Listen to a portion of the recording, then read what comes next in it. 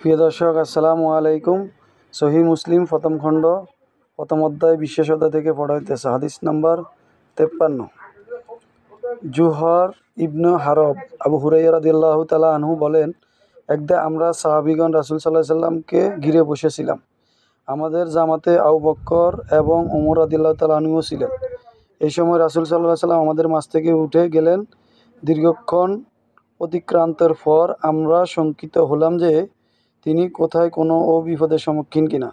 তাই আমরা ব্যতিব্যস্ত হয়ে পড়লাম, আর আমি সর্বপ্রথম বিচলিত হলাম।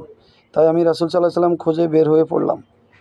আমি বনু নাজ্জাজের জনব আনসারীর বাগানের নিকট এসে উপনীত হলাম, আর বাগানের অভ্যন্তরে প্রবেশের কোনো পথ খুঁজে না পাওয়া যায় কিনা সেজন্য চারদিকে ঘুরলাম, কিন্তু পেলাম না।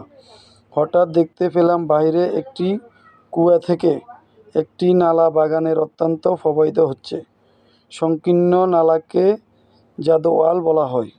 অতঃপর আমি নিজেকে শিয়ালের ন্যায় সংকুচিত করে নর্দমার মধ্যে দিয়ে গিয়ে রাসূল সাল্লাল্লাহু আলাইহি সাল্লামের নিকট উপনীত হলাম। তিনি বললেন, আবু হুরায়রা রাদিয়াল্লাহু তাআলা আনহু নাকি? আমি বললাম, জি হ্যাঁ, হে আল্লাহর রাসূল। তিনি জিজ্ঞেস করলেন, কী ব্যাপার? আমি বললাম, আপনি আমাদের মাঝে উপস্থিত ছিলেন, হঠাৎ উঠে চলে আসলেন, আর দীর্ঘক্ষণ না ফিরে যাওয়ার কারণে আমি বিচলিত হয়ে পড়েছি। আমাদের অনুপস্থিতিতে কোথাও বিপদ সম্মুখীন হলেন কিনা তার শঙ্কা হলো আমার, আর আমি সর্বপ্রথম বিচলিত হয়ে পড়ি। আমি এই দেওয়ালের কাছে এসে শিয়ালের ন্যায় কুঞ্চিত হয়ে নালার ভিতর দিয়ে এখানে উপস্থিত হলাম। অন্যান্যরা আমার পিছনে পিছনে আসছে। তিনি তার জুতা ও জোড়া আমাকে দিয়ে বললেন, হে আবু হুরায়রা রাদিয়াল্লাহু তাআলা আনহু, আমার জুতা জোড়া সাথে নিয়ে যাও এই বাগানের বাইরে। যে ব্যক্তি দৃঢ় বিশ্বাস ও আল্লাহর প্রতি কোনো ইলা নেই, দৃঢ় সংকল্পর সাথে এই কথা সাক্ষ্য দানকারী যে ব্যক্তি সাথে তোমারও সাক্ষাৎ হয়, তাকে জান্নাতের সুসংবাদ দাও।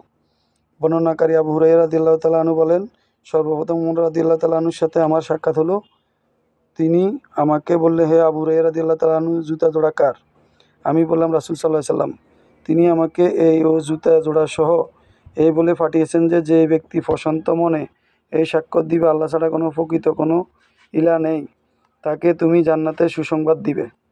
তিনি আবু হুরায়রা রাদিয়াল্লাহু তাআলা আনহু বলেন, আমার এই কথা শুনে ওমর রাদিয়াল্লাহু তাআলা আনহু আমার বুকের উপরে এমন জোরে চপটেঘাত করলেন যে আমি পিছনের দিকে পড়ে গেলাম। আর তিনি বললেন, হে আবু হুরায়রা রাদিয়াল্লাহু তাআলা আনহু, তুমি রাসূল সাল্লাল্লাহু আলাইহি সাল্লামের নিকট ফিরে চলো। তাই আমি রাসূল সাল্লাল্লাহু আলাইহি সাল্লামের নিকট কাঁদতে কাঁদতে অবস্থায় ফিরে আসলাম। আমার পিছনে পিছনে ওমর রাদিয়াল্লাহু তাআলা আনহু সেখানে উপস্থিত হলেন। রাসূল সাল্লাল্লাহু আলাইহি সাল্লাম আমাকে জিজ্ঞেস করলেন, হে আবু হুরায়রা, তোমার কি হয়েছে? আমি বললাম, আমার সাথে ওমরের সাক্ষাৎ হলে আপনি আমাকে যে সুসংবাদ দিয়ে পাঠিয়েছেন